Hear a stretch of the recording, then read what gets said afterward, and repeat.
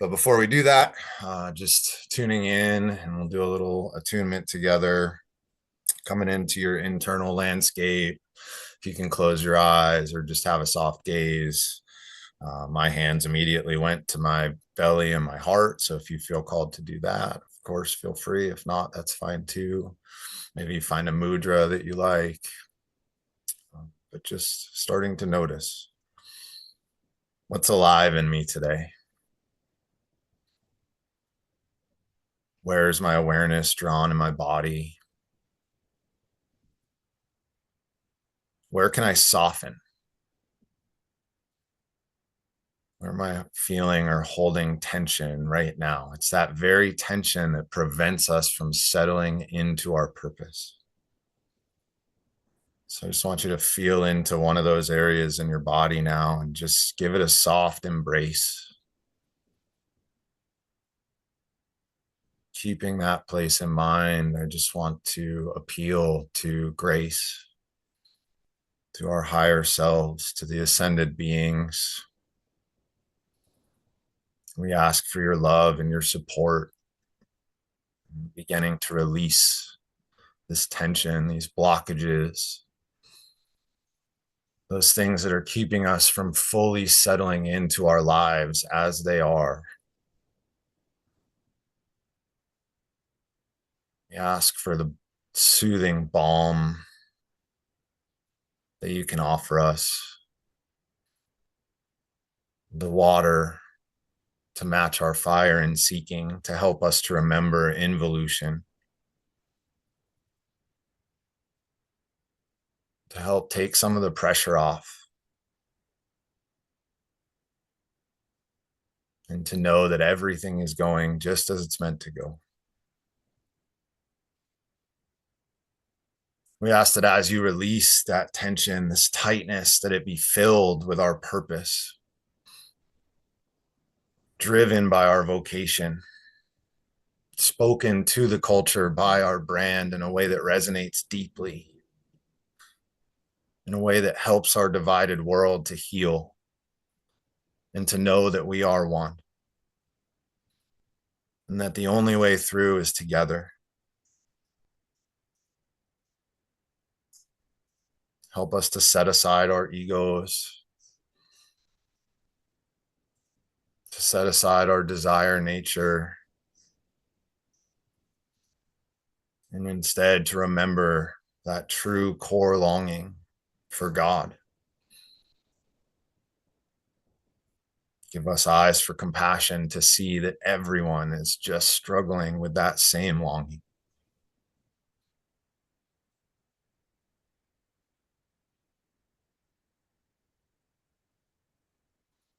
And just going back to that area of your body now, noticing any subtle changes or shifts that may have occurred.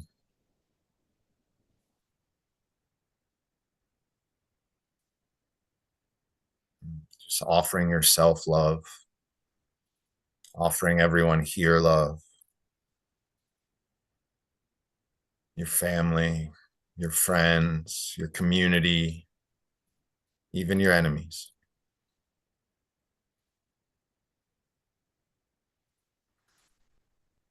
We thank you for your guidance and your support. We trust in your direction and in your grace. We sacrifice our lives to you, because in that sacrifice, we will find our fullest expression. Closing with a few deep breaths together. Big inhale. Let it all go. One more time, big inhale. Letting it all go. And when you feel ready in your own time, coming back into your body and back into the room.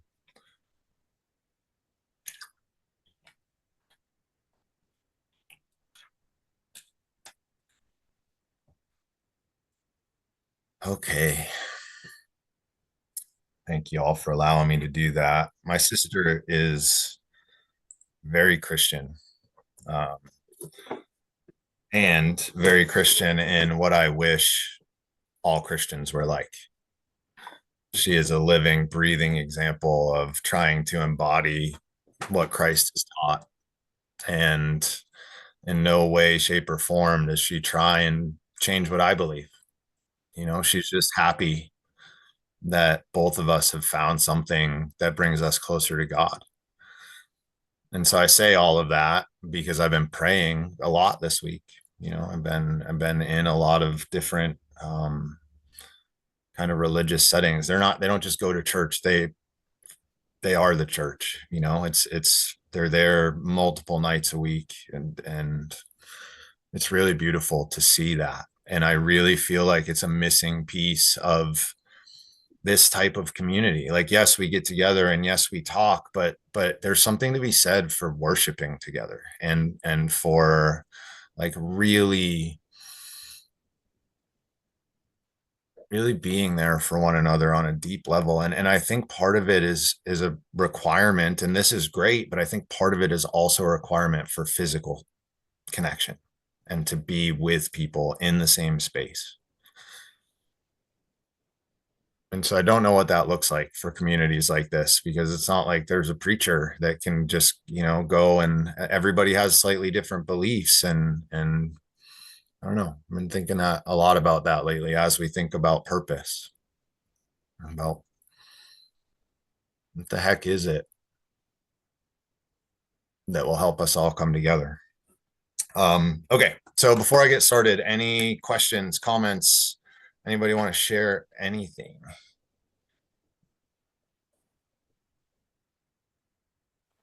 Mac, please. Thank you. Just what you were mentioning, purpose is very much to do with the physical body, and I am physically disabled, and so I have limited capacity to do that. Sometimes Yes. more than others, but also about the physical connection in a physical space. I also have limited capacity to do that as well because I'm mostly housebound. Yeah. So how to navigate around those two things. Yeah. I think in your case, the physical movement side, I've worked, in my previous life, I had a gym. And so I worked with people at every capacity. In fact, a lot of the work that I wound up doing was with people that had like strokes or neurological issues that are going on. And always, we found something that they could do. And Yes. that's my encouragement, is just whatever you need to do to adjust. It's really just like everything else in life. It's about the intention and Yes. and setting your mind to, okay, this is time that's about tapping into my physical body and moving it to the best of my ability, whatever that may be for that day.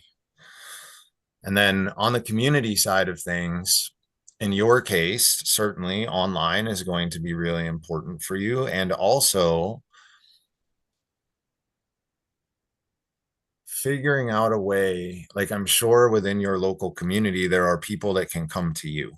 And I know that it might be more challenging to set that up and to make those connections, but it's absolutely possible. And that's really where my mind goes first, is what are the relationships that you can build and develop that people are willing, understanding of your position and where you are and your suffering, and are willing and able to meet you halfway,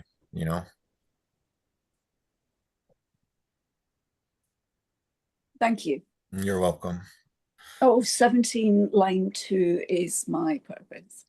1-7, you said? Yes, 17 Okay. line 2. I love that gene key. One of the 7 sacred seals. Yes, it is. Ouch. So those that are unaware, 17 is farsightedness, opinion, omniscience. Relating, my relating. It's your relating. Yeah. So those that don't know that one, because that's in the star pearl, relating is one of the new spheres within the star pearl that has to do, your brand is more your tone, your relating is more your language. Like it's the actual words that you're using with people. And yeah, let me just finish the loop on 17, and then Jan, I see you over there. So 17, it heals the wound of denial. So because it's omniscient, it's able to see and know everything. And if we see and know everything, I can't be in denial of anything because I have clear vision. And the way that we get that clear vision is with eyes of lucidity, is being able to see what people are really and truly saying below the words that they're using. And in order to do that, you have got to let go of your opinions, because always both are right. The easiest way to highlight this is you look into science and you look at something like nutrition, which I taught for years and years and years. For every study that I found that said it was okay to eat higher cholesterol food, right? Eggs, butter, that kind of thing, which we were told forever and ever and ever that that was going to raise our blood cholesterol. But come to find out, that's not necessarily true. And every time I would offer people that, they would come back to me with 17 other studies that said the opposite. And that's the case in everything that you can think of in the world. And that's why we have to let go of our opinions. The other piece of it is your opinion will change depending on your mood that day. So they are not true to you. They are not real. And so in order to understand somebody else's point of view, you first got to let go of your own, or at the very least be able to see the other side. You don't have to let go of your own, but you have to be able to see the other side. Yeah, I agree with not being able to, because we all have an opinions of something, Sure. but I understand that my opinion does change and has changed throughout my life. And occasionally I catch myself saying in my opinion, but I realize a much more honest way would be say, my understanding so far is. Yes. Yes, that is a brilliant reframe. I try and do that with like who or what I am in life, where, well, you know, right now I'm this, because otherwise we get stuck in these patterns and loops, and that's what makes us miss out on the offering of synchronicity that's all around us all the time. We think, well, I'm not that, so I got to just let that one go by. And meanwhile, God's like, hey, that was for you. pay attention. Jan, did you have something, brother? What'd you say? Well, I was going to say just one thing quickly because you mentioned synchronicity. Yeah.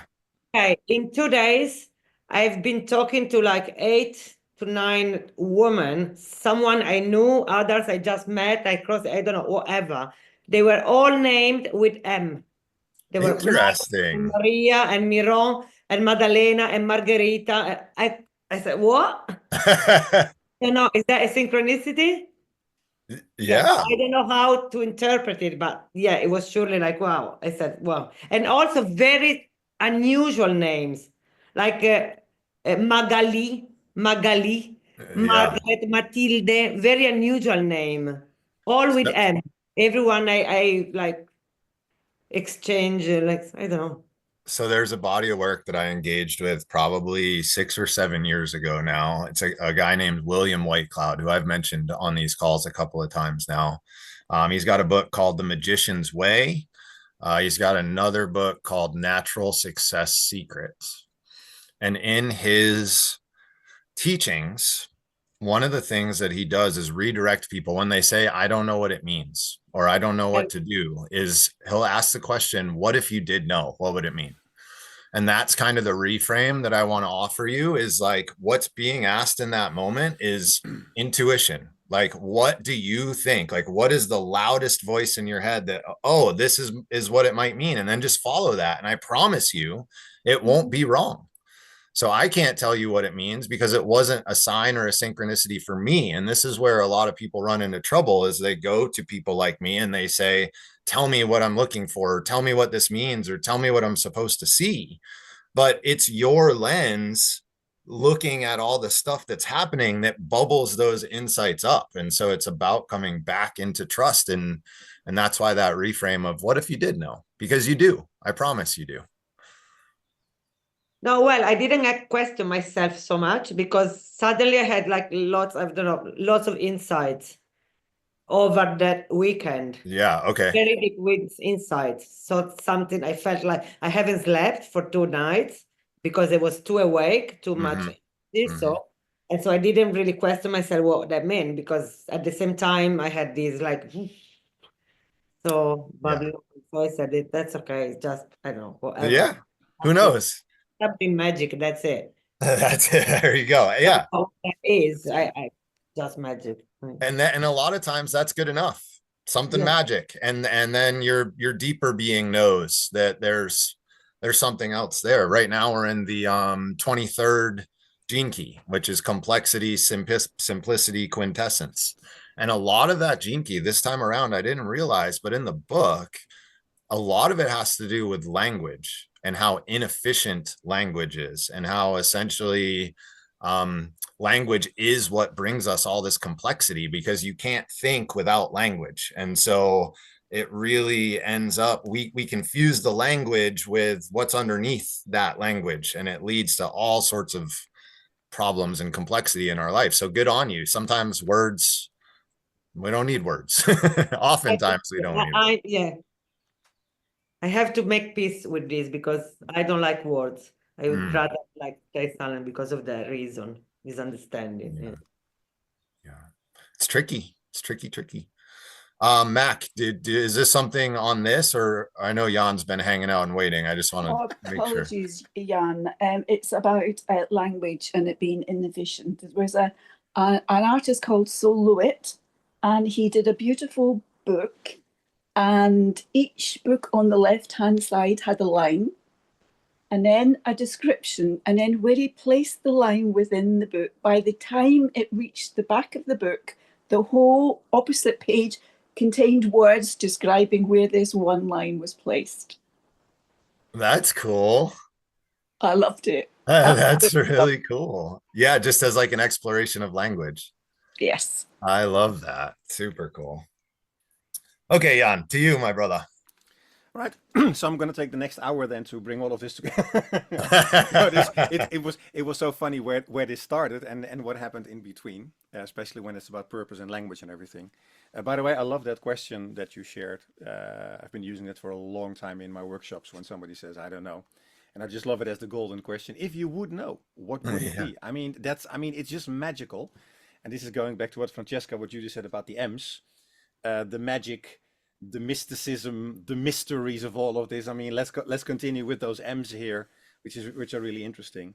What I really wanted to talk to, it was funny when you did your opening, Jay, when you said, "Let my brand speak to my culture," and I was like, "Holy crap, that's another order." And I was like, how does that work? I mean, what would happen if we would start with vocation, which is then really about the voice, which turns into our brand? So use that area, and then our brand speaking to our culture, so we would actually go in the opposite direction of what we normally talk about in that area, which was interesting. And then of course when Mac started talking about the 17 as her purpose, I was looking at the image behind me like, where's my 17 again? Oh yeah, my stability. And then I heard you talking about relating as in the star pearl as, yep, stability is star pearl as well. I'm like, so what is that thing really all about?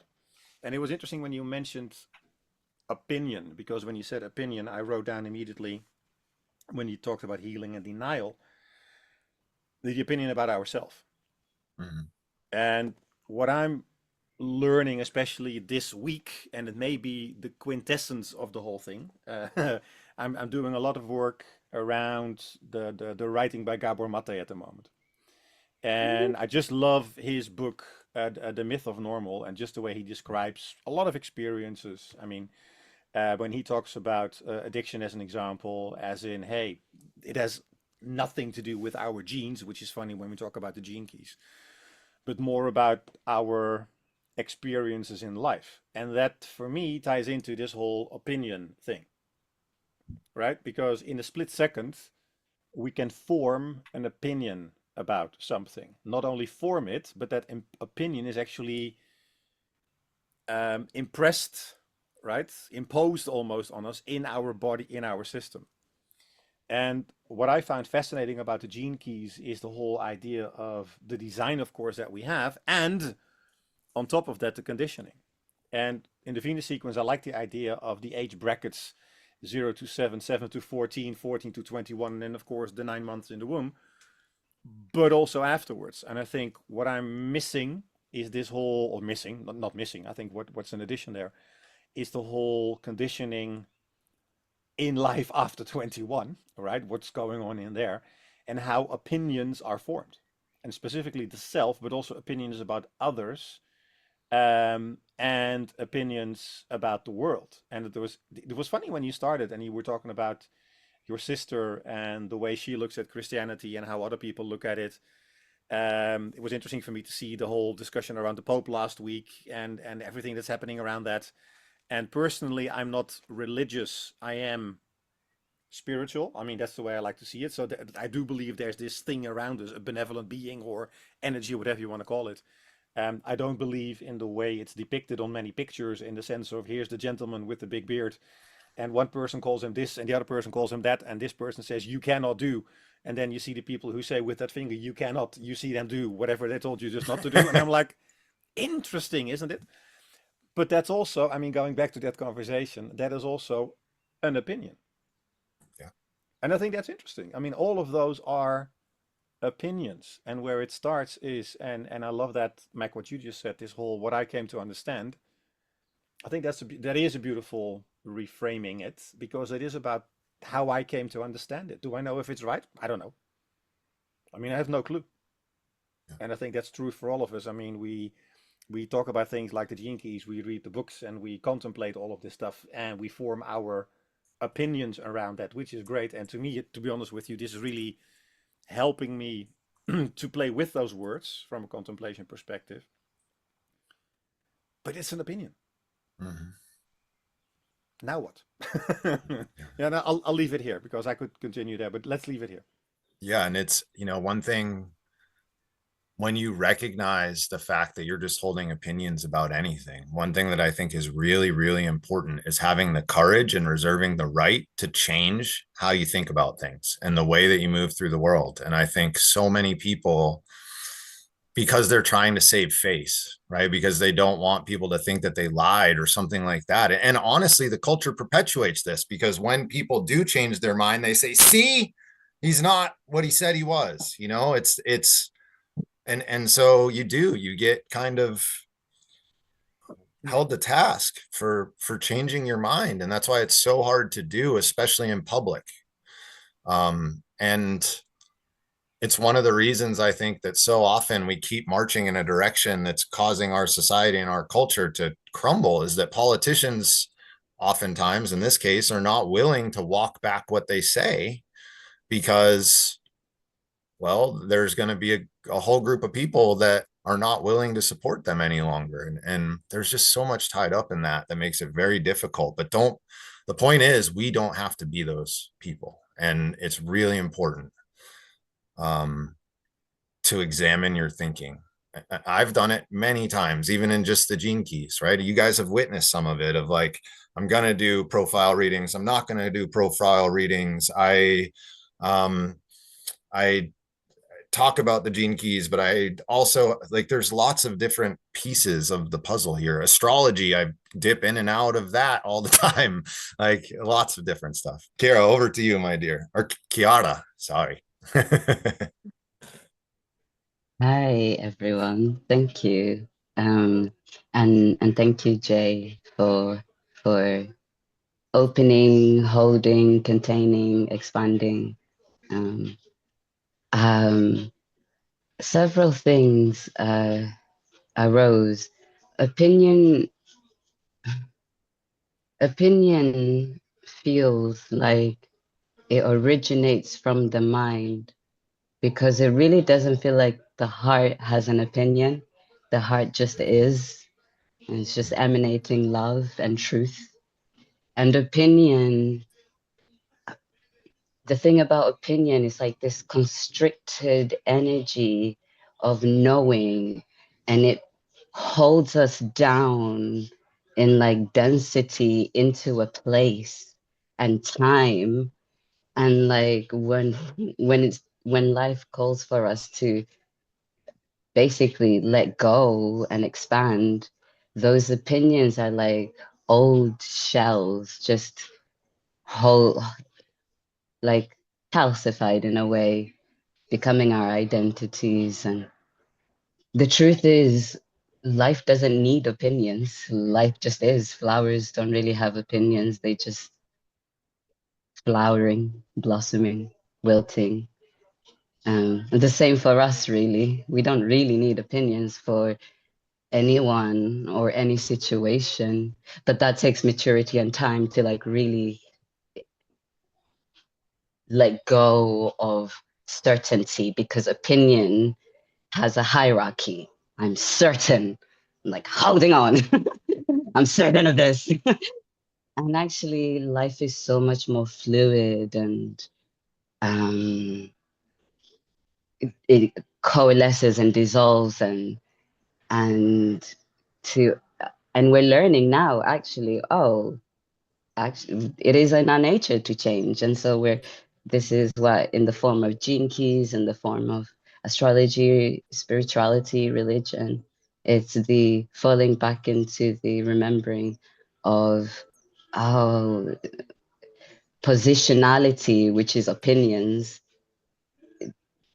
doesn't really matter when love is all that matters.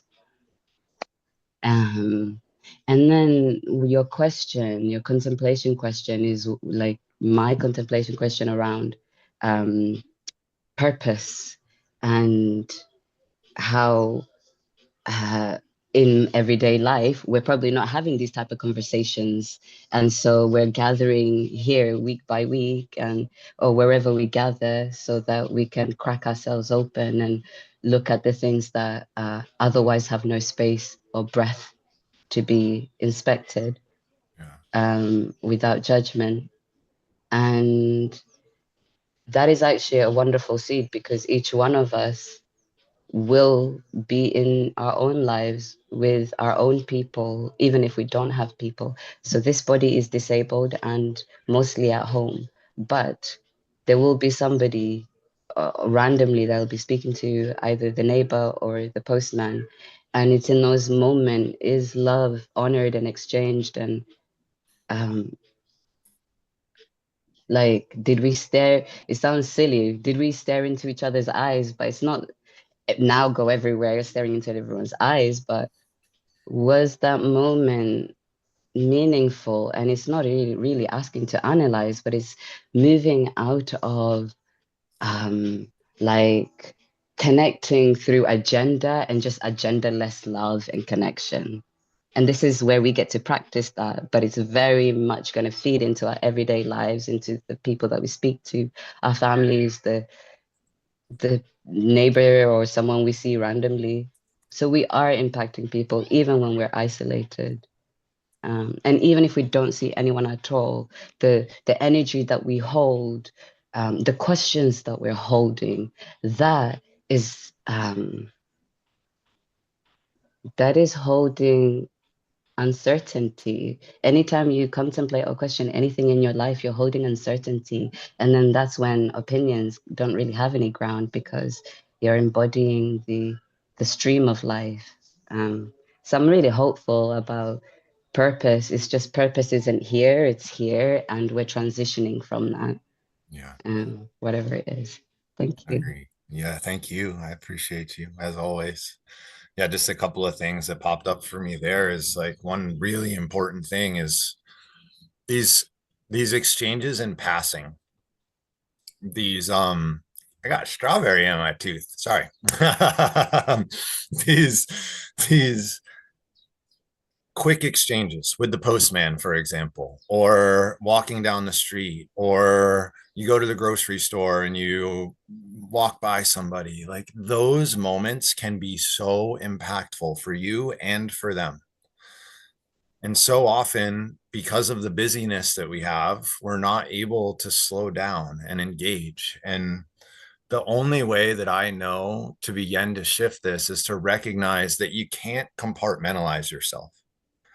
There can't be this like, okay, now it's Jay that is going to study the gene keys and is going to engage in a conversation like this around this group of people. And I put love first and all of this. And then when it's time to go out into the world, a lot of times I myself, and definitely a lot of other people that I talk to, tell themselves the story of, I can't move through the world like that. So I've got to put this in a box, and then I've got to move through the world in a way that allows me to be more practical, whatever the hell that means, or in a way that is more protected. And it's that dichotomy that is causing a huge rift in yourself and completely disconnecting you from your vocation. That's ultimately what your vocation is all about, is this unification of you, so that you have this single-minded point of focus of, this is the thing that I'm bringing out into the world. And so if you have that split, you're doomed from a point of vocation. That's not true. You have some work to do.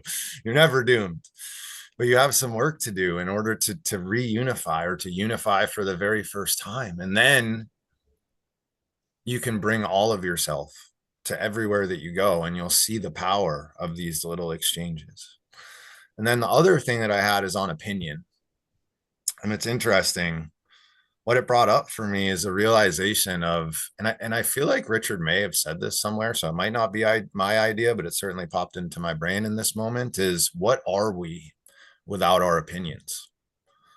And I think that ultimately is the deeper fear, is like, if I'm not a Democrat or a Republican, or if I'm not a Christian, or if I'm not a spiritual person, or, and therefore believe and have all the opinions associated with those groups, then how do I define myself? And so our opinions are something, as Chiara said, really keep us anchored and attached to the 3D, as opposed to moving into our heart space and into our belly. And like, that's so difficult to do, because again, like she said, we're just kind of jumping off the cliff into the unknown, because if I'm none of those things, then what am I? And that is a tricky leap to make. Mac, did you have something else? Yes, I quite often ask myself, who am I? Yes. I wanted to say about opinion as well, and I think that helped me to kind of be more far-sighted, is that when I was at art school, I began to explore perspective and perception. And I did a whole load of work about just where you're placed. And I use pattern a lot.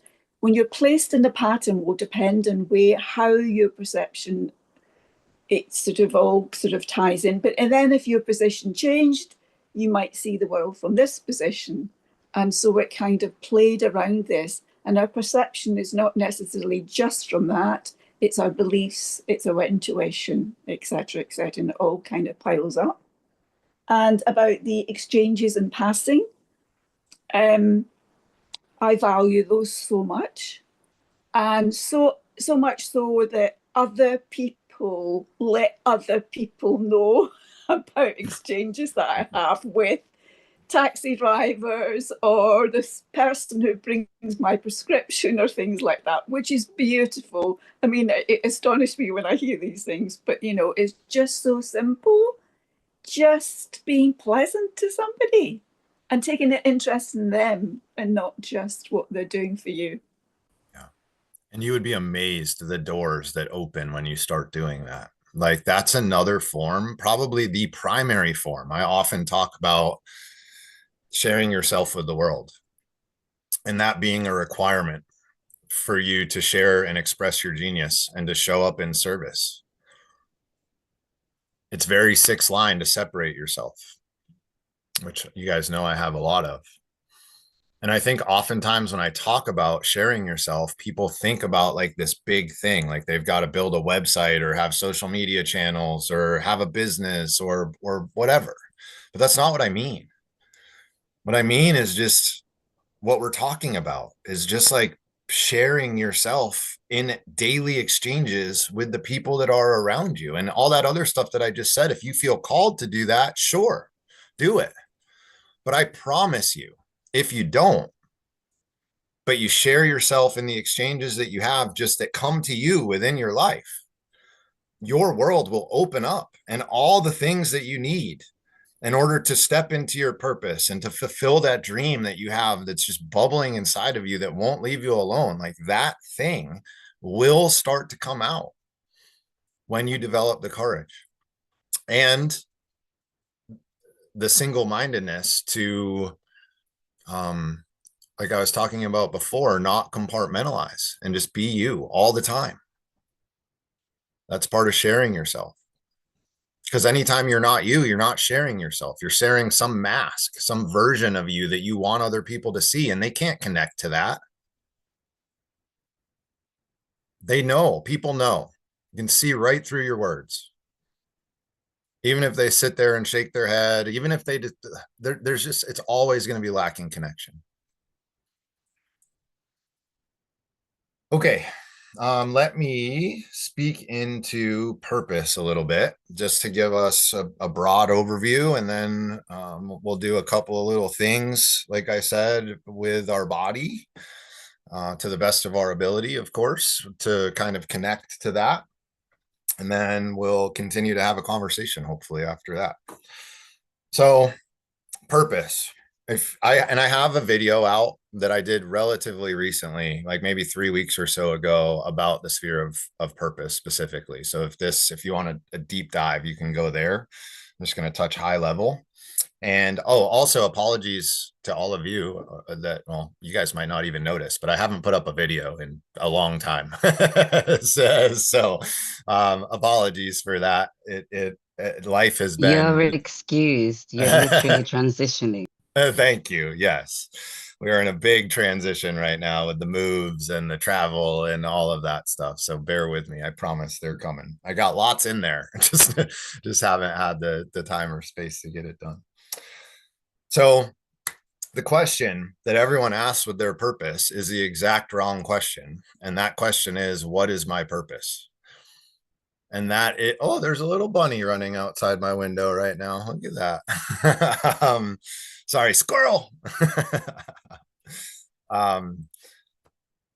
What is my purpose is the question that, go ahead, Jan.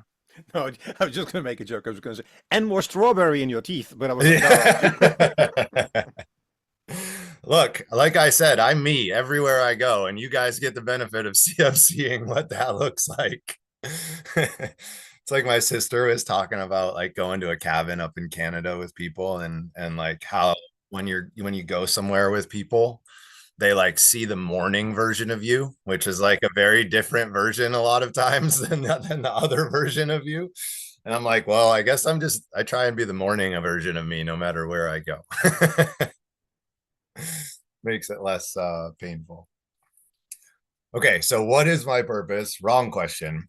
Because it keeps us blind, it keeps us searching, it keeps us seeking, it keeps us adding things to ourselves, and therefore thinking that it's not already deep within our body. Because remember, it's body, body, body with purpose. It's any tension that you feel in your body is something that is keeping you from your purpose. And I promise you that tension, and it's why I kind of, in our prayer today, started with you kind of going to that place in your body and bringing your awareness to it. If you didn't get anything from that interaction today, that's very normal. And if you make it a practice, you will. Something will come. Some words, some knowing, something, and it will give you guidance. And again, you might have this sense of like, it's telling me something, but I'm not quite sure. And I'll give you the same question that I gave Francesca is, what if you did know? And then follow that. And in that way, that batch of tension or tightness will get pulled out of your physical body, the most dense and deepest place that it can be, and it will transform into astral energy, meaning it will become an emotion in some way, shape, or form. And then the work is to stay with that emotion, because it is going to, more than likely, if it's something that got stored in your physical body, it's not going to feel very good when it comes out. Unless you are somebody that has gotten to a place, which does come in your journey, where you understand suffering on a deep level. And in that way, even that can be a blissful experience in some kind of roundabout way. And then if we stick with the emotion, what you'll feel is that it'll start to soften. And we can turn it into even kinetic energy sometimes. So when this happens to me, and this is why we're going to do some stuff with the body, is sometimes I need to move it in some way, shape, or form. Like I've got to move my physical body in order to move this emotional energy. They're so linked. So if you get an emotion that feels really stuck and just won't, like, you don't want to turn away from it, you're sitting there with it and it really just feels like it won't move. For me, a physical practice can be really helpful in those moments. And when we are able to sit with that emotion for long enough, and sometimes we have to do this over and over and over again. So don't think this is like a cure-all in an instant. Like we just take a little scoop out each time we're able to do this.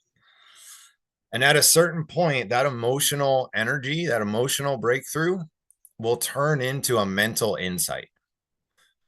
It will turn into an, oh, I understand why that happened, or I understand why that was there, or I know what to do with this now. And then the mental body is able to, essentially what you've just done is transmutation. And then the mental body there is able to use that in a way in the outer world if you so choose. And you certainly don't have to. Sometimes those processes that we go through are not there to be shared with the outer world. And it's really important to be able to discern between those two things, because there are times where your healing is for you. And the reason that you went through that process is so that you could go deeper, so that you could get to the next insight, so that maybe that's the one that's designed to be shared. So always run it through the filter of, is it time right now to talk about this thing? Or is there more? Is there more coming? I think we're in a culture now that is very loud and very noisy, and I'm certainly guilty. And this is another thing where my opinion continues to flip back and forth of like, how noisy do I want to be?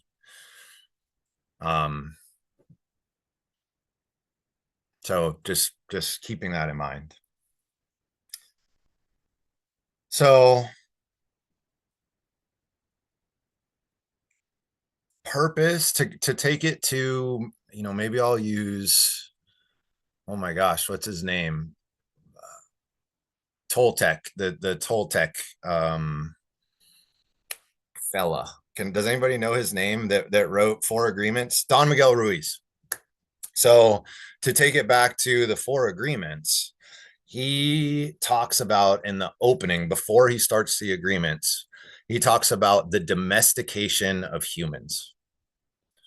And essentially, that is the purpose of our childhood as our culture is set up right now. It has nothing to do with fostering our gifts, with connecting you to what you're passionate about, to love and service. It has everything to do with the domestication of humans.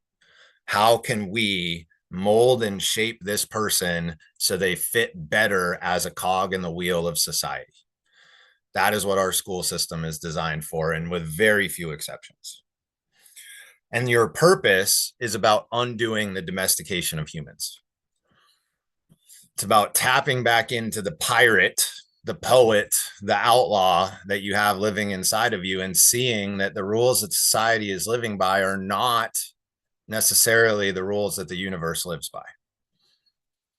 And that sometimes what's required is just the opposite, being loud and standing out and going counter to the narrative. Your purpose is like this quality of consciousness, and I want you to think of it as a key.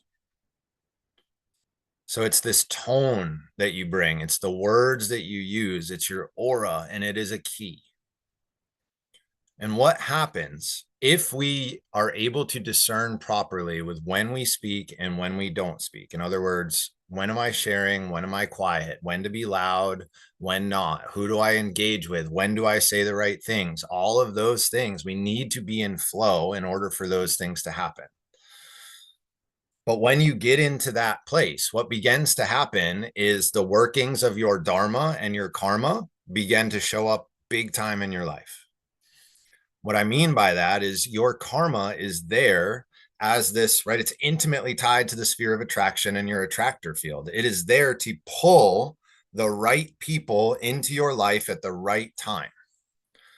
And what you will find is that those people have a lock that is designed to perfectly go with the key of your purpose. So it has nothing to do with you needing to scramble to find all these people, because they're probably not going to have the right lock anyway. What you need to worry about is just sharing more of you, who you truly are. Not the mask part, not the this is what I think people are going to want to hear, not the I need to protect myself, but the real you. And when that happens, your key shines out to the world and those locks know it. And they begin to show up in your life so that they can be unlocked. And that's what the presence of a master does. It's like it has nothing to do with what they say. And it's why so many of these teachings over the years have lost their gusto, is because a big part of what was required was to be in the presence of the master, because they held the key. Sometimes the teaching doesn't hold the key. Sometimes it's in the aura. Sometimes it is in the teaching. Like I do really fully believe that the key of the gene keys, like there, it holds an aura, and for me it unlocks something. So it's not always physical, but it certainly can be.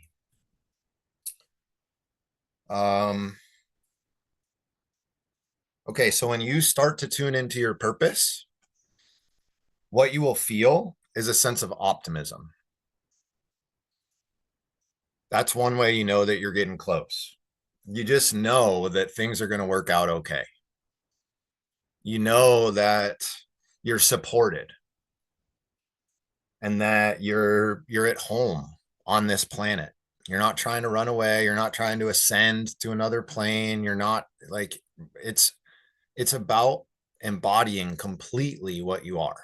It is the most spiritual thing we can do, is to be fully human. In the 23rd gene key, actually, grabbing my book. Again, we're in the 23 right now. And one of the things he talks about is the right-hand path, the left-hand path, and the middle way. And the left-hand path, as he describes it, I'll just read here for a second, is that of science, which can only go as far as the paradox, the absolute limit of scientific or logical thinking. The right-hand path is that of the artist or the poet. And although this path comes closer to the center than the scientist, it too falls short.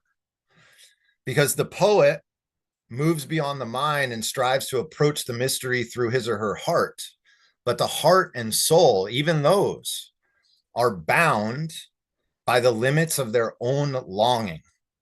So even though they may taste the center for short periods, they fall short. So on the one side, our mind takes us to paradox. On the other side, our heart only takes us to longing. The only way is the third way, which Richard calls the path of the mystic, which takes neither seeking nor longing.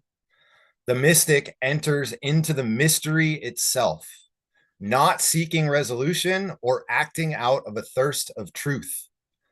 The mystic holds a deep respect for the mystery, so deep that he or she has no agenda or no need to understand it, but simply revels in the mystery of the ultimate. That's what I'm talking about here. It's the path of the mystic, the path of just living into life and the support that it offers us. It's our longing that prevents us from doing that sometimes. And longing also is the beginning of the path. So there's nothing wrong with it. I always like to remind you of that. Okay, just a couple more things with purpose. This really, you've got to do some work with your nervous system on purpose. Because if you are stuck in fight flight response, which I was for a very long time, you just can't feel safe. It's impossible to have that sense of optimism and that everything's going to be okay. And there are specific things that you can do to tap in and adjust it's called your nervous system tone, the balance between your parasympathetic and sympathetic, your rest and digest system and your fight or flight system. Breath work is one of the easiest ways to do that. Understanding from a mental standpoint oftentimes can be helpful for layer number one, just like with the gene keys, right? We all go there seeking this mental knowledge, and eventually once we satisfy a piece of that, we can let go. So sometimes knowing how your nervous system works can be really, really helpful. Also doing things like somatic experiencing, if you've ever heard of that modality, or TRE, if you've ever heard of that, which is a type of tapping. These are all things that we can do to start to tap into our nervous system so that we can transition into that rest and digest. I know for me, between my upbringing, which I know a lot of you know was brutal, and from talking to my sister while I've been here, found out a lot of things that were, I mean, even worse than I thought. So you combine that with the version of me that started my last business, which was like hustle and grind all the way. And like, I could not turn off ever with that business. And it's really common with entrepreneurs where they like, there is no separation between work and home. And that's another thing where my opinion goes back and forth, but we'll leave that for another time. And so because of that, the gears are constantly turning. And you're constantly thinking about the next thing and phone calls and programs and money and just all of that stuff. And so you're constantly have this state of arousal through your amygdala that doesn't let you calm down. So digging in, there's a lot of stuff out there on YouTube on the nervous system. If you feel called again to do work with me, I've got my partner is a neuroscientist, and it's a big part of the work that we're doing over the next 5 months or so. So lots of options out there. I think probably the deepest thing that I want you to understand about your purpose is that you are a part of Gaia. Like, there is no separation between you and the stuff that is outside of you and around you. And so therefore, if that separation isn't there, you can't help but be supported. You can't help but be in touch with your purpose because you are all of these things. And we're getting into the world of the non-dual now. So this is something that requires some deep contemplation, and I encourage you to do it. Looking at the boundary of where do you end and where does the world begin? Because I can tell you from my perspective, like, there's no separation here. Like, I have these holes and there's like a movie screen in front of me that I see a computer. So like, where am I in that? I don't know. Like, you guys see me, but I've never seen my head. There's a teaching called The Headless Way by this guy named Richard Lang that maybe is worth checking out. It kind of does some of this deep thinking around the boundaries that we think that aren't really there. They're not really there. And then lastly is core stability. So by settling in, by believing all those things that I just talked about, by having the sense of optimism, what we end up in is this place of deep, deep inner stability. And of course, we're human. We're going to get knocked off center, but we notice so quickly. And that's what stability is all about. It's about quickly adjusting when you do notice. So don't think that you never get spun up. That's not the point here. The point is that when you do, you recognize it immediately. You see it for what it is. You know that it's not real. You do whatever is asking, whatever your body or that emotion is asking of you. And when you do that, it will move. And then you come back into your center, back into your purpose, back into knowing what you really are. And you go back to being that key for people and unlocking them. Again, not through your words, just through your aura. But if you are scrambly, if you're knocked out of center, and that's why I said it's about being in right timing, that key might as well be, melted down and turned into a brick. It's not going to open anything.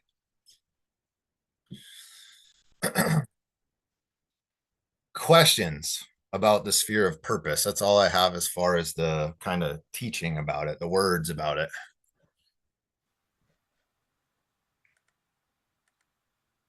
Yeah, please, Jan, go ahead. Now, I think it was interesting when you started this as well, and you said in my no, you said the question is not what is my purpose, because that's the whole searching, and then you also mentioned, and that's of course an opinion. Mm-hmm. And it was funny because when I watched your video about purpose, I was like, hey, are you now telling me that I shouldn't be looking for my purpose?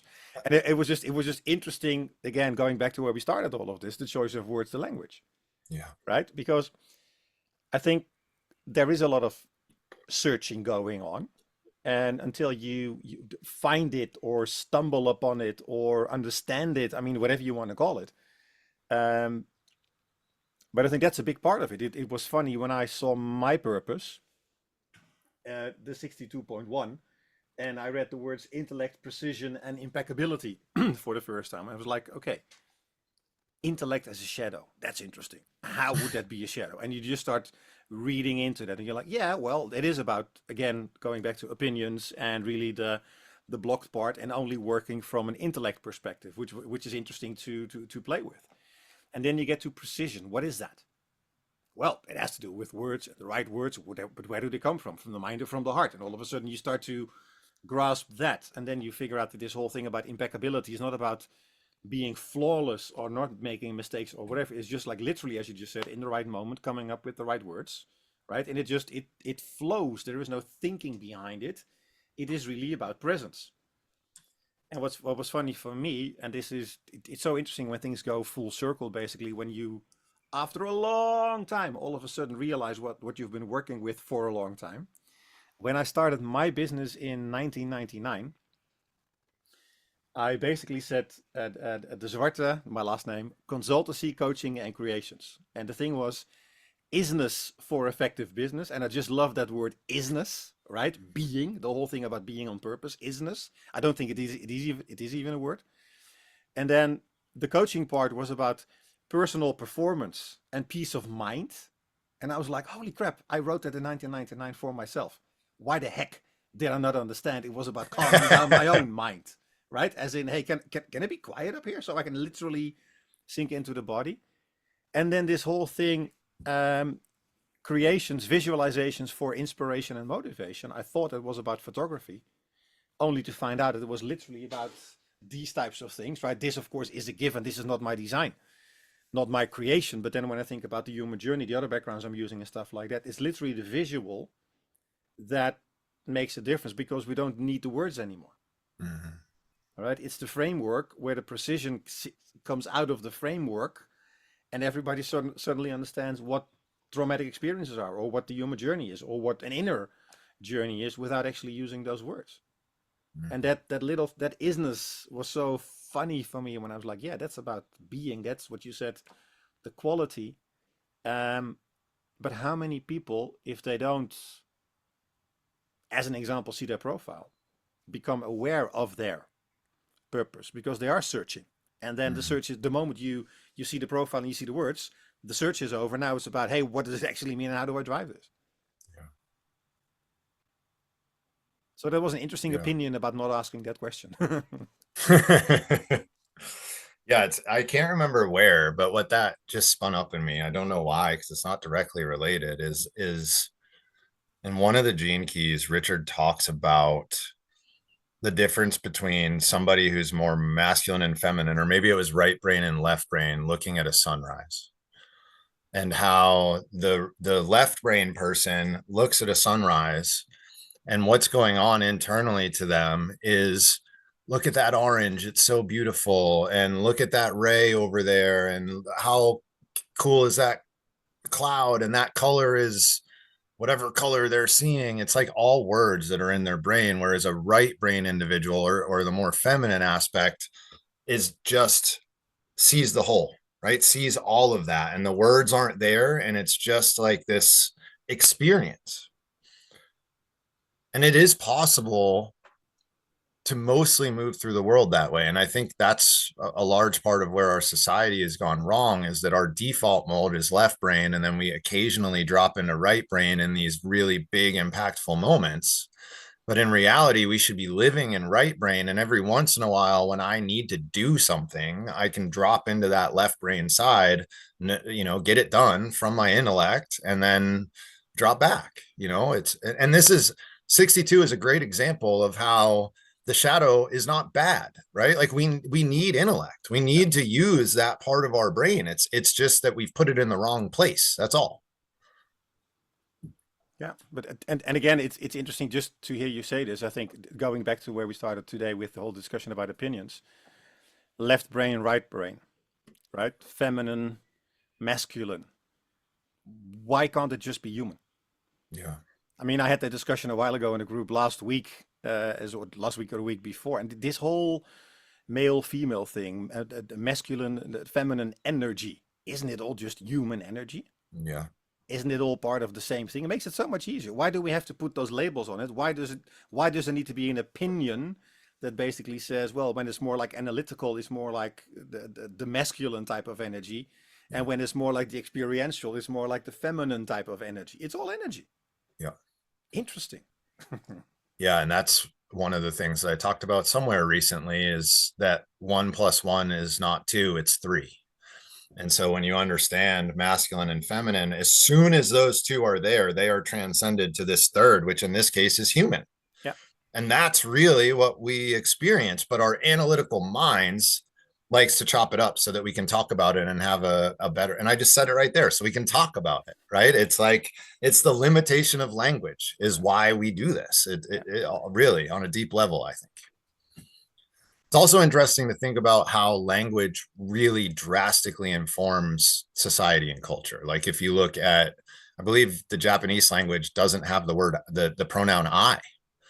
And so they have a much more collective view of the way that they move through the world. It's like, or some of the Aboriginal cultures I'm listening to this book right now called Braiding Sweetgrass. If anybody's ever heard of that, it's really awesome. I love Mary Oliver, and somebody who found out I loved Mary Oliver, who's a poet, if you're not familiar, said, hey, you should check out this book, Braiding Sweetgrass. And it's a First Nation woman from a tribe around the Great Lakes. And in their culture, they animate everything. So like the rock is spoken to as if it's a person. And the tree is spoken to as if it's a person. So they would never say it when talking about a fish or a rock, because that's depersonalizing it. And what that does ultimately, or what she was making a pitch for, is like, that's what allows us to turn land into a commodity, right? Because we depersonalize it. We don't see it as like an entity that holds its own energy in and of itself. And that makes it a lot easier to manipulate for what we think is the best purpose, because we're human and we've got this God complex, if you will. Lily. Hello. Hello, good to see you, my dear. I just felt called to share, kind of, yeah, rounding up the topics that you've been talking about, because when you started mentioning separation, from unity, and the fact that we talked about opinions, because as you were talking about opinions at the beginning, that's what I kept thinking. Well, opinions only exist in separation. So the way I have been contemplating this whole thing about opinions is, um, if you do believe that the number one law is unity and we all come from unity, then opinions and fears and conditioning are the adventure of this life. So that we've chosen, that we essentially signed a contract for, if you believe in that kind of thing. So I've been looking at opinions quite compassionately from that angle, because these are choices that my soul made. And so now I look at it from, I guess, a higher perspective. And like, I think I've said it to you guys before that I once had an experience when I realized our egos are just so cute. They are just so human. So just cute. I can't think of a different word for it right now. And like if you look at your life from that perspective, opinions are so easy to just manipulate, and they are so fallible, but that's okay because that's what they are supposed to be, and your soul chose them for a reason. So I just felt called to share this contemplation with you guys, that yes, we have all those things, but you can look at them from a higher perspective, and they do make sense, and they are there for a reason. But yeah, that's what I wanted to share. Yeah, thank you, Lily. That's a good reminder, and kind of goes in line with what I just said about the intellect, right? These things are not bad things. They are necessary pieces of our journey as humans. Either we need to be able to use them, or we need to be able to move through them. And in either case, they bring us closer to what we're doing. And I just quickly want to speak as an experience that I had around the same idea that you were just talking about, of like the humans, right? Marcy, who's here right now, um, is one of the people that I've worked with over the past 6 or 8 months, and she holds these constellation calls, which family constellation work is kind of a therapeutic modality that's really incredible, and you should definitely check it out. And Marcy had the insight to combine that work with the gene keys. And so we've within the group kind of constellated a few different gene keys. So one person holds the energy of the shadow, another of the gift, another of the city, another of the line. And there's like an exchange that happens. And it's basically like our internal process when we contemplate a gene key gets externalized. And then the field of grace helps everything and everyone say the right things in the right moment that help give people insight and help them see things in a new and different way. So that's the background for this story. And in one of the constellations, I was holding a city, and I can't remember what city it was off the top of my head, but when Marcy prompted me and said, "What does this city have to say?" the only words that came out of my mouth were silly humans. Like that was all I could think in that moment, was like, what are y'all so worried about? Like, get it together. Everything's fine. And then that just really made me think of it when you said that. And you also know that I have Jinky 62 about 7,000 times in my profile, so Yes. Mac, and then we'll go to you, Candy. Thank you.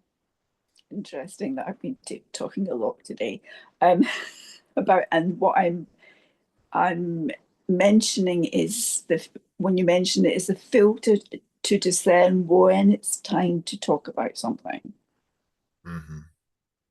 and the overlap with opinion, Mm-hmm.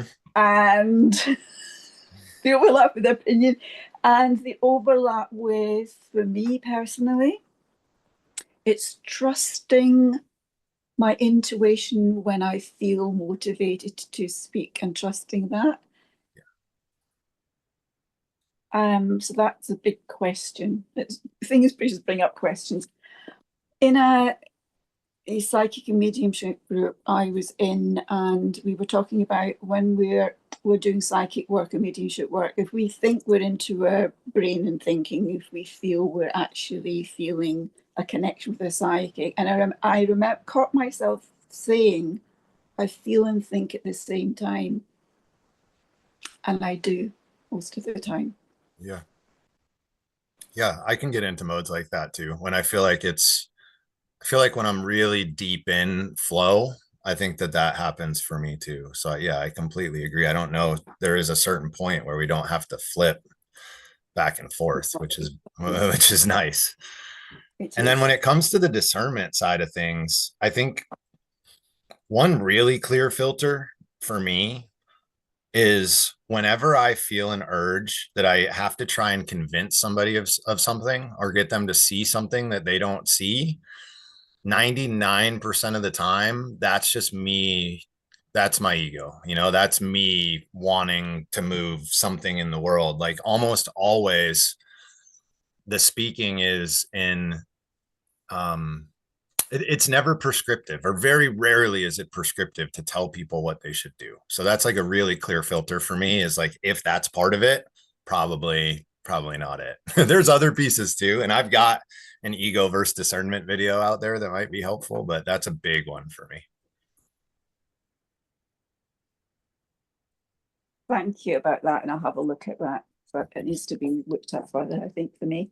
And the other thing that kind of stood out for me is about our purpose, and we are part of Gaia, and the disconnection with that. Mm-hmm. And someone else mentioned the disconnection. I can't remember. Two things. One, that we have separated ourselves from Gaia in the sense that we wear rubber soles, so it's very hard for us to ground physically. And so that aided our capacity to link in with Gaia. And of course, being grounded is being physically in our bodies, is my understanding would go. Yeah. And the connection with like an indigenous tribe, was it Joe Dispenza or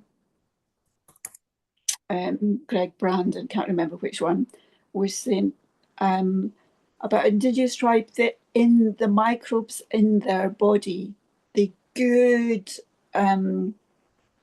bacteria in their gut is something like, say, 46, but in modern society, say it's only 15. Yeah. Yeah. There's, And if our, yeah, go ahead. and it's because of that disconnection. Yeah. Yeah. And all the kind of, I don't know, fertilizers, blah, blah, blah, blah, blah, and all the things, and the, yeah, toxins, etc. Yeah. They have It's a just much affected our stronger breathing. Yeah, biodiversity than we do. Big time. Big time. exactly. Yes, that's the beautiful word that just escaped me. Biodiversity. Thank you. Yes. You're welcome. Yeah. And I just want to say something that Mac, this is important to understand, is like a big part of not feeling one. And like what Lily was talking about, and not feeling one with other people, not feeling one with the planet, all of this, it is where our awareness system is right now. Like that's part of it, is our awareness system has made its way to our mind. And that is a necessary component, a necessary step of the puzzle. So just on Friday, I meet with my squad, and one of the things that we were talking about is the start codon. And so the start codon in the gene keys now is the 41st gene key. And think of the start codon as like the capital letter of a genetic sentence. So it tells our genes like, okay, this is the start of a piece of code. The next, 40 base pairs are going to tell you what I need you to build. And then at the end, there will be a stop codon that says the end of these instructions, go and build this thing. So what's interesting is the start codon has moved in our genetics. So if you read the gene keys, the 35th gene key is very, very interesting. Other than the start and stop codons, it is the only place in the entire pantheon that is by itself, meaning its codon ring is of 1. It is just 35. And the shadow of 35 is hunger.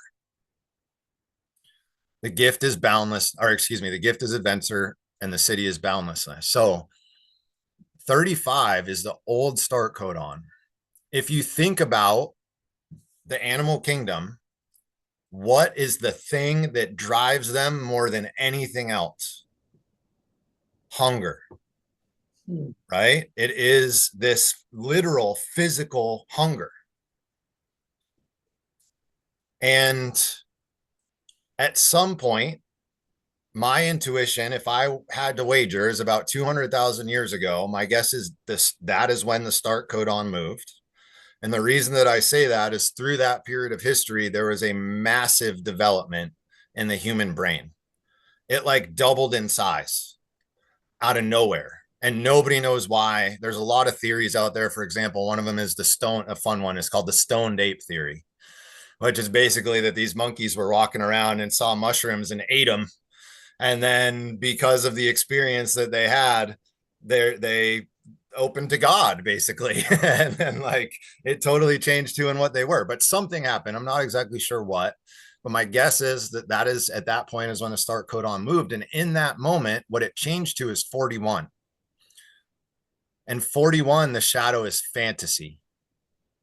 So now the thing that drives everything that we do is this fantasy, this knowing that it could be better if. And it's those ifs that have really gotten us into trouble. And there's nothing wrong with chasing what you want. I want to be clear there. The problem comes is if you don't get what you want, that's where we get into trouble, right? It's the attachment to the if. Okay, so that start codon has moved over now to fantasy. But in doing that, it took our awareness that was more connected in some way, right? You look at the animal kingdom, they definitely feel like they're more of a part of Gaia. Even these more indigenous teachings and way of living in the world. However, they were driven by hunger. So that's never going to work, right? The seed was impure. So it needed to move. That start codon needed to move. But as it did, it totally cast us out. It made us separate and it completely put us in our mind. And that's by design. That's necessary because what we needed to do is go up here, do all the philosophizing that we've done, all the categorization, all of the trying to understand so that we can see that physical hunger isn't going to get us there. Fantasy of being in our mind isn't going to get us there. What's going to get us there is dropping our awareness down into our belly. And that has not happened yet. And that's what we're fighting against. We're fighting against the hunger and we're fighting against the fantasy. And so there's nothing wrong. It's how we're wired. The rare people, those of you that are here are certainly moving towards this, certainly could embody this, or else you wouldn't feel called to be here. These very rare people that are willing to fight against their genetics and their conditioning on some level. On a deeper level, our genes are guiding us to this new way of being. But with where we are right now, like there's a lot to fight against. There's a lot to overcome. It requires a lot of discipline. It requires a lot of vocation or devotion. And so with all of that to say, it's okay to feel that way. We're designed to feel that way. There's nothing wrong with feeling that way. We're in process of coming out on the other side. And it's the stop codons that are going to help us do that. So we talked about the start and then there's stop codons, which I'm not going to talk about now, but if you want to investigate further, it's 33, 56, and 12 are the 3 stop codons that you could poke into. Candy, let's go to you. Sorry that took so long. I got long-winded. Thank you. You said something earlier. It was like WD-40 on the key and the lock. Like I had the key in the lock and I haven't been able to turn it. And it's not as if I hadn't heard what you had said before, but years ago, an astrologer told me, you will found a school. It was such a bizarre and arcane way of saying that. And so for years, I've been like, okay, well, it's got to be a business. And so I have taken certification after certification to maybe it's this, maybe it's this. And so, which would be my purpose, right? If I'm meant to found a school, then I'm meant to, bring it to people, but it had to be in this way of exchange of money. It had to be that way. So what I'm realizing is that my school is just bringing who I am and what I know and the wisdom that I've gained through life, and to the people who are coming to me. Like my daughter, she works as a 911 dispatcher, and she brought her other, high charging tight-bodied people to me to have an art afternoon.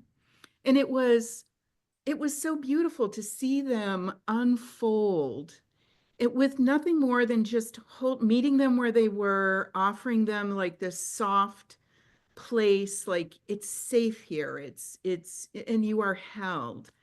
And so I'm doing that. And I just thank you for going on that. I am living my purpose in this way. My hairstylist, she said, everybody needs a candy in their life. Yes. And I'm like, oh. And then my granddaughters, like, it has been from the time they were born to be a role model for them. And I'm like, I'm a 6'2" as well. And it's like, well, that is my school. All of this is my school. So I thank you for. You're welcome. That's exactly what I'm talking about. That's settling into your purpose. It's just knowing that it's already happening. You can't not do it. Exactly. I can't not. It's like, yeah, it's like a random child walked up to my door, and I live in the hinterlands, and so it was unusual. And she's like, wow, you have a lot of art here. And I'm like, come anytime. And you could just see her light up. And so, yes, thank you. You're welcome. What you just said very much reminds me, there's another woman that's in the squad with Marcy and I, whose name is Susanna. And that reminded me a lot of Susanna, who just has this like incredible, she's got line 4s everywhere. And she's just got this incredible warmth to her. And she just moves through the world. I've never met somebody that is so deeply impactful to like everyone that she bumps into all the time, just from like little exchanges and little kindnesses. And like she told us this story about how she lives in Denmark, and she was on a bus riding, and it was like the middle of the winter, and she was going somewhere, I can't remember where, and there were these 2 rowdy people on the bus that were like being a pain in the butt. And so the bus driver stopped the bus and opened the door and said, I'm not going anywhere until they get off the bus. And so everyone is sitting there, and this is in Denmark in the middle of the winter. So I don't know what it is, but it's definitely like -Celsius somewhere along the way, probably very negative. And she was like, there's a lot of elderly people, which she's in her 60s, I think, or maybe 70. And like we started to get really cold, and they were sitting there for 10 minutes, and the people wouldn't get out, the bus driver wouldn't move. And so little Susanna, who is just the sweetest little woman, walks up to the front of the bus and sits down and just has a heart to heart with the bus driver, and is just like, look, there's a lot of us on here that are cold, and we can't wait for another bus. And we really would appreciate it if you, like, just simple, nothing crazy, but just that totally diffuse the situation, close the door and drive away, and everybody goes on like everything is fine. And it's just like those moments are beautiful. So you just reminded me of her. Thank you.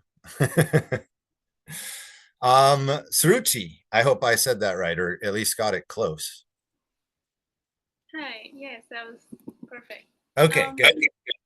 So by the way, this is my first time, so thank you for, I just a few weeks ago discovered your channel, and I've been very new to the Gene Keys. But okay. I have a question around purpose. I'm extremely overwhelmed about the idea of karma. Mm-hmm. That's only because well, I'm in a situation where I think I never imagined myself to be in, and I have explored a lot of somatic practices.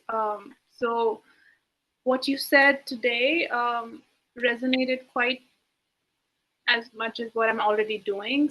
But where I'm confused right now is the fine line between dharma and karma, and where the karma becomes the dharma. I'm not sure. I just get overwhelmed and I think, oh my God, I have to deal with this over and over.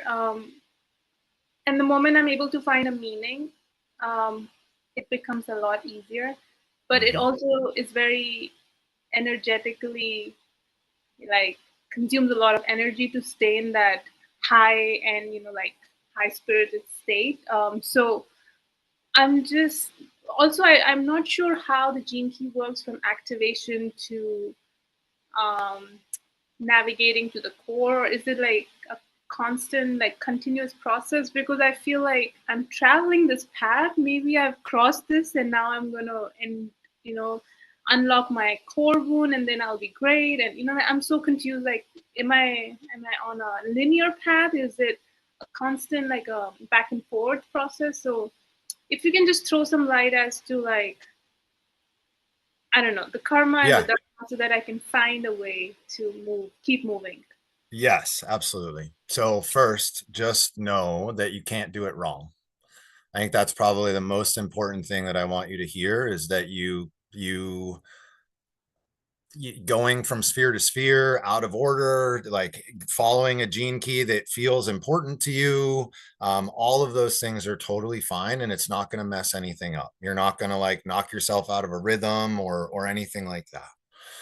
One thing that I like to kind of help people with, as far as a visual goes, to better understand that is, and forgive me, you may have heard this in some of my videos, is even though the profile is laid out in the golden path, right? And we have these walkways that we kind of follow along. The reason that Richard laid the profile out like that is so that our left brain could have something to attach on to. Like, we like models, right? We like visuals. We like to be able to chop things up into pieces so that we can better understand them. But in reality, a better depiction of what the profile would look like would be your sphere of your purpose. And then inside of that, the sphere of your radiance. Inside of that, right? They're just one inside the other, inside the other, inside the other. So each one contains all of them. So it's like this, there's this very deep resonance contained in everything that is there. And so that's why sometimes you get kind of pulled around, is that it's not a path like it looks like necessarily. So that's to kind of answer that part of it for you. As far as dharma and karma go, so the way I like to see your dharma is, this is the one thing that you are here to learn this time around in this incarnation. So for me, and it's intimately linked to your purpose.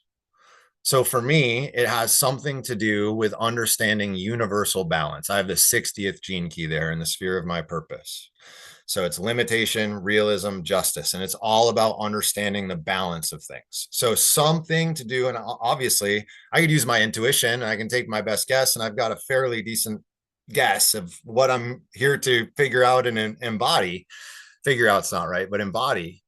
And so that is the dharma. It never changes. It never moves. Always, everything that's happening is moving me closer towards that understanding, or towards that shift to occur. Your karma is constantly moving, changing, and shifting. And it is the stuff that happens that moves you towards your dharma. So all of these things that are occurring in your outer life, they all have one purpose and one design, which is to move you closer to God. And the way that you move closer to God through this incarnation is to walk your soul's dharma, or your soul's path. And when you do that, you'll have learned that lesson, and then you can check out of here. And depending on where you are, you come back and we learn the next one, right? And we get a little bit brighter. So karma is, I always like to tell people, it's people, places, and things that show up in your life, who oftentimes, a really easy way to frame it is, think of it like through a partner or through a romantic relationship. A lot of times that person gets planted into your life, and in the beginning we have this honeymoon phase that feels amazing, right? And everything's perfect. However, that's the sneaky universe who dresses all of these people up, or all of these situations up, in enticing clothing, so that you have a desire for it, so that you move closer to it, so that ultimately those packets of karma can unwind and they can let go. And that's the suffering, right? That's the, okay, I've got to learn these lessons because they are part of fulfilling my dharma. And so just like each incarnation we come back, we have a different dharma, and we're sharpening the sword, if you will, each instance of karma is sharpening that particular dharma. Does that make sense? Yeah. So I don't need to be scared of my karma, because I think when you said people place thing, it's literally what, when I step out of the house, it's like everything is triggering, and being hypersensitive, it's I'm able to move through it. I've done it so many times, but it's still in process. And the more I do like body centric, nervous centric work, I do feel alignment from within. But it's like I need more agency externally to like support, and the circle is growing, so I'm not sure. I'm looking for big change and breakthroughs, but I'm still good. So yeah, but Yeah. I appreciate that, because I'm just so scared of karma. The idea, the word, the label. Yeah. So a couple things. One is just be patient and gentle with yourself. All of these things take time. Those are two of the core tenets of the gene keys, are patience and gentleness. And then, yeah, there's nothing to be afraid of, not just with your karma, but even with the collective karma, even with the world. I know it seems scary on the outside, but below that, there is an order. There is a plan to all of these things that are happening. And that's the optimism that I was talking about earlier, is getting to a sense of knowing that that's true. And it is, I promise. And each person has to go on their journey to like really, truly, fully believe that. And that ultimately is what the activation sequence work is about. So I'd encourage you to not, maybe if your intuition is pushing you into the Venus work, so be it. But there's definitely more for you on the activation side of things. There's more there's more to uncover and unpack and feel into in that place. And you're on, I like I said when I started, you can't do it wrong. Like just you being here with the intention that you have is enough to get you to where you're trying to go. I promise. Appreciate that. Thank you so much. You're welcome. And keep coming back if you want more help, please. I'm here for you. I just have one more thing, because you started. I have a 41 on purpose. Is it something to be scared of? Because I think I No. spent a lot of my previous life in fantasy, but not like from. It came from a very innocent place, like a child imagining. But having, I think I'm in a different phase in my life, which is why I call a new life. But I know the somatic work is helping me align things and make it more. Yeah, so I'm not sure, but 41 scared me, because looks like I don't know if I have anything to offer right now. So You have lots to offer right now. I guarantee words that you said today were helpful for other people on this call right now, because that's how it works. I promise you it's the case. So don't minimize yourself. You're an important piece of the puzzle. You really are. I know it might be hard to believe that right now, but you really are. And to have 41 in your purpose is really awesome. And what you're sensing intuitively with this shift, think about what 41 means as the start codon. So, one of the teachings in Hermetic philosophy is as above, so below, or as without, so within, right?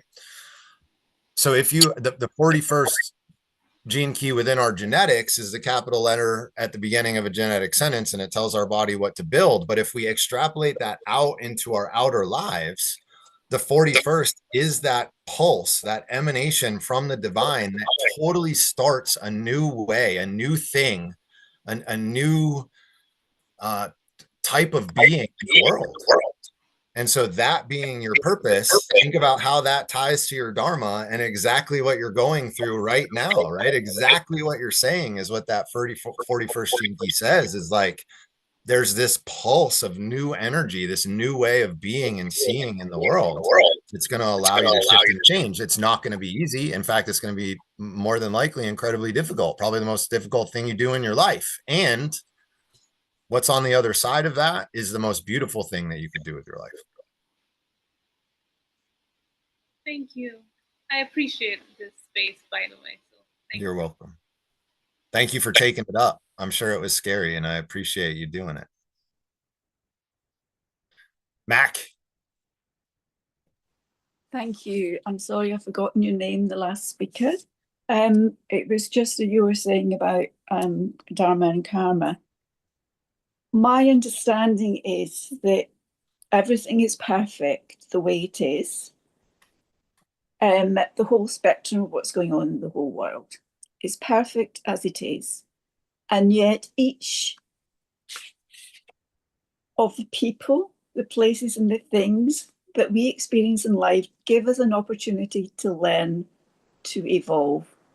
And so they both work together. So it's hopeful that everything is in balance. We can't do anything wrong. Yeah, I'm not quite sure if that explains it very well. And also just to note that my Chiron is in 41 and I have the 56 in my creativity in the Pearl. Nice. I have 41's actually my Pearl. So I'm obsessed with 41. Probably something I need to work on from a 42 standpoint, which is detachment. So the reason I say I'm obsessed with it is ever since I was a kid, I've been like really, really intrigued by people like Einstein, Tesla, like people who openly say, this was not me. Like something came through me, right? There's been lots. Benjamin Franklin is another one. Jimi Hendrix is another one. Like there's lots of people that just say, I basically, they don't use the words I channeled this, but basically what they're saying is I channeled this. I've had a really intense curiosity with that. And 41 is all about that. Basically, it's all about what are called morphogenetic fields. Or at least what Rupert Sheldrake dubbed a morphogenetic field, which you guys have heard me talk about: physical body, astral body, mental body, right? This idea that there are thought forms that are floating around in space. And when our frequency is in a certain place, that's the thought form that sucks into us, basically. And when certain thoughts are ready, they come to people. So there's an example in the book, Big Magic, which is by Elizabeth Gilbert, who is the same woman who wrote Eat, Pray, Love. And in that book, she tells a story, and I'm going to get some of the details wrong, but she tells a story of writing a book about, I think it's a company from like Minnesota that goes to the Amazon jungle. And they are like a road company. So they get contracted to like build a road through the jungle, and there's all sorts of like local pushback and a bunch of stuff happens. A love story ends up happening. Like, you get the idea. So Elizabeth Gilbert started writing that book, and then something happened in her life and she couldn't finish it. And so she set it down and she walked away. And it had been like a year. And she went to a party and she met another writer whose name is escaping me right now. And they really hit it off, like super similar people, really got along, similar worldview. And at some point, the other woman gave Liz Gilbert a kiss, just kind of out of nowhere. Fast forward a year, that woman who was kissed by Liz Gilbert releases a book. What do you think the storyline of the book is? A company from Minnesota goes to the Amazon, builds a road, driving through the country. There's a love story. They go home, like to the T. And so Liz Gilbert reached out and was like, where did you get this? And what they decided is that the idea transferred with the kiss. And so this is what I'm talking about, is like, I think we as humans have an ability to tap into these things. And I have a sense that I am somebody that I'm somebody that has that ability. It has not come online yet. I'll be full disclosure, at least not fully. I certainly, some things come through, but not fully. But I'm very intrigued with 41. So that's all that. I don't know where I was going with that, other than that's my 41 story. Yeah, go ahead, Matt. I've been an artist since I was given a pencil to draw. And I still feel a beginner, and I feel as if I'm not able to own my work because it's channeled. Mm-hmm. Because it's not me, because I just feel I'm just following this instructions. Yeah. Yeah. And that is part of the who am I that I keep asking because of this. Yeah. Yeah. Totally. I know the feeling. I get flashes of it too, but I sense, I don't know, there's something that's unfulfilled with regard to it at this point. I couldn't tell you what it is, but other than the sense of unfulfillment, that's all I got at this moment. Other questions on purpose, on a specific gene key, on anything? Jan, yeah. I just wanted to add something to that question, who am I? Because the funny thing is, going back for 25 years now, that's one of the questions I started with when I read some of the work from Deepak Chopra. He used 3 questions: who am I, what do I want, why am I here? And it's interesting how those 3 have played a major role in my own thinking about who I am, but also in my coaching of people, where it's very interesting when you put the emphasis on a different word in that question. I mean, it's easy to say the question, who am I? But when you ask the question, who am I? You get a different answer than when you ask, who am I? Or who am I? Mm-hmm. And it's just interesting when you do that, just as a thought. And the other thing is that in bridging, and I just love playing with both at the same time, as you know, gene keys and human design. One thing I've learned, one thing I came to understand, is that question, who am I, is specifically a question for generators, for the type of generators. Mm. And that was really funny because I am a generator. So when you then stumble upon a question where you read a book and it's like, yeah, and generators really work with the question, who am I? You're like, crap, that thing has been with me for 25 years, right? And I'm still playing with that. But also to look at it from a lot of different angles. And I think, Mac, what you just said is apparently you are the artist. And then I think the big question is it important where the work comes from, right? So and that's funny. I mean, when I see that question, for me, who am I? Part of me is being the writer, and especially early mornings when I sit down, 5 o'clock, 6 o'clock, the house to myself, everybody else is still sleeping. I just pick up my pen, I hear something, and I start writing. And that's not me. Yeah. But it is part of who I am. Go ahead, Mac. I'm aware that who am I is a question that happens generally with generators. I'm a reflector. Hey. So who I am changes. What's the question for the uninitiated? What's the question for reflectors? Is there a question for reflectors? If it's not, who am I? What is there? Because I'm a generator, but I'm just curious.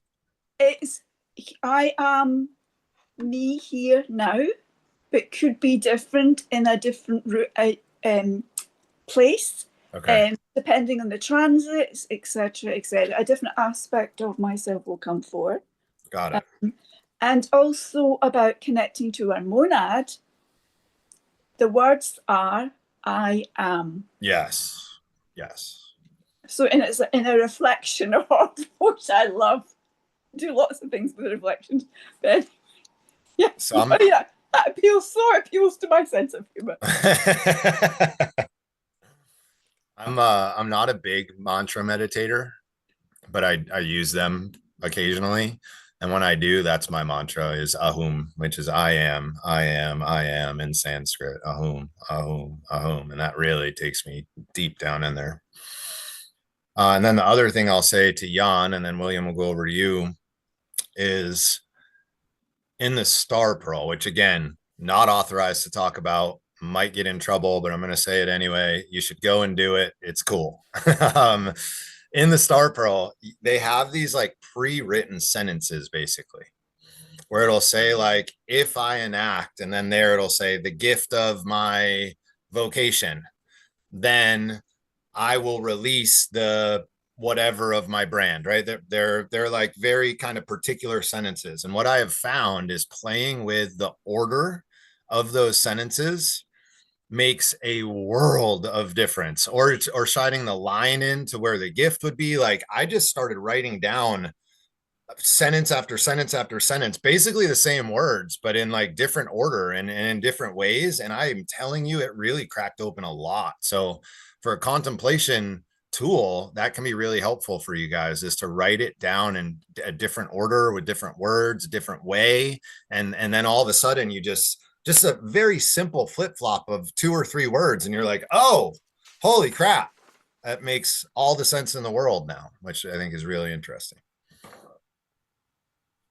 Kind of what you said earlier too, Jan, with going from brand to culture instead of culture to brand, right? Like inverting things, looking at things a little bit differently is interesting. Yeah, it's funny. I was just watching a video earlier today talking about gate 55 and the opposite of 59, right? And I happen to have both of them. So 55, victim, freedom, freedom, and then 59 in my culture, dishonesty, intimacy, and transparency. And I was like, interesting. I mean, and I just put them next to each other to play with it. And then I was like, okay, the victim, the dishonesty, what is that? I'm a victim of the dishonesty around my conditioning, where quite often a one-off experience gets imprinted, which is sort of dishonest, right, to myself, because now there's something around it which actually isn't true. And then the freedom and intimacy was really about getting to know ourselves, as in what is behind that conditioning or that dishonesty. And then the other one, the freedom, transparency, where I was like, what transparency really is all about as well in this way, I mean, there's many ways of looking at it, would then be to see our true potential or my true humanity, which has a lot to do with emotional awareness, which is funny when you connect it back to the 59, which is in the, blah, blah, blah, blah, blah, right? So, and on and on and on. And that's just how you play with that stuff, just for the fun of it. Agree. Do you have something quick, Francesco? William's had his hand up, so I just want to make sure. Yeah, just quickly, because sometimes I find difficult to understand the difference between opinion and judgment. Okay, I'll put a pin in it. If there's time after William, I'll come back to it. Say it again. I said, we'll pause it. And then if there's time after William, I'll come back to it. Okay. William, to you, my brother. Yes. Hey, thanks. You're welcome. So I missed I was a little late coming to the meeting, so you may have covered the sphere, but it's the radiance to the purpose. But I've been jammed up in my life because I am so attached. So I have 42 and what is that, 32? Yep. As the yeah, and I know you have that in your purpose or in your life work and the other one. So I was hoping maybe you can maybe shed some light on the detachment piece, because I'm having such a terrible time, and I think it's jamming me up in my challenge, which is greed and aspiration. So it's like I almost have to skip it to go back to it. What are you unclear on what it means, or like what are you seeking with regard to it? I just don't know how to, like, basically I've read numerous things on surrender, and I get to a point, but it's just like my mind clicks back online and it prevents me from letting go and detaching. Yeah. And like that's how it feels my whole life. It's like not one specific subject, just like everything. Yeah. And with it being in the radiance, it feels like it's tougher to access. Do you feel like you have like a need for control in your life? All the time. Yeah. And which, by the way, 21 is in my my SQ. Okay. So that control authority. So yeah, so that's 21's control, authority, valor. For those of you that don't know, 42 is what we're talking about, which is expectation, detachment, celebration. Okay, so ultimately, if you're asking my opinion, where I go here is to a place where it's the mental body that is, and I'm sure you know this, right? It's the mental body that is keeping you locked in place. And ultimately for me, the reason that I can't disengage my mental body is because I don't feel safe. Okay. And so if I don't feel safe, I constantly need to be scanning the environment for what's the next thing that's going to happen. And that's why I asked about control. Right? Because we think that we have to pull all of the strings, because if we don't, I'm not going to be safe. Something bad is going to happen to me. And to take it back to 32, that's exactly what 32 tells you. So he has the programming partner here, which of 42, which is 32. So I'm very familiar with this pairing because it's my life's work and evolution, as he said, so I can speak into this. But The 32 is failure, preservation, veneration. So failure here is exactly that feeling. It's this underlying sense of panic, essentially at its deepest level, that the world's going to fall apart, and along with that, we're going to die, right? We're not going to exist. And it's not even the fear of death. It's not the fear of the physical act of death. It's this deeper fear of non-existence, of like, I go away, it's just everything falls apart, and then what, right? And it's the unknown, and that just really creates this deep fear. Like if you follow that failure back, ultimately what Richard talks about is it goes to either a failure of being cast out, which meant certain death, because when we weren't with our tribe back in the day, that we couldn't survive, or it's a failure of not being able to pass on your genetic material, in which case the whole tribe dies out. But either way, they both have the same root, which is this fear of non-existence. Yeah, so exactly. Yeah. Well, and that's what that's exactly what I run into. And I was going to add a piece of that is my lines are 1 in both those. So I know it's in the body. yes, So it's like sorry.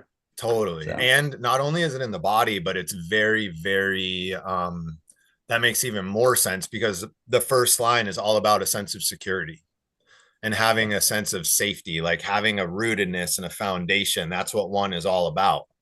And so if you don't have that, you are going to acutely feel it. It's similar to, like, I have line 1 in my core, and it's all about repression. And what you're repressing is this fear that we're talking about, this sense that like the world's going to fall apart at any moment. That's what we're trying to push down. And so then that's why we get controlly and we try and pull all these strings.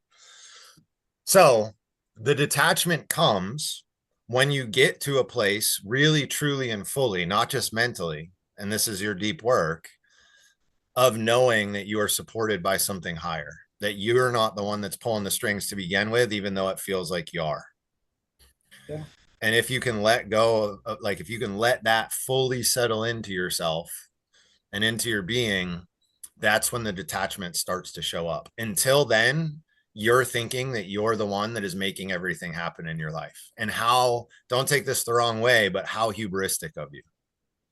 Okay. Yeah.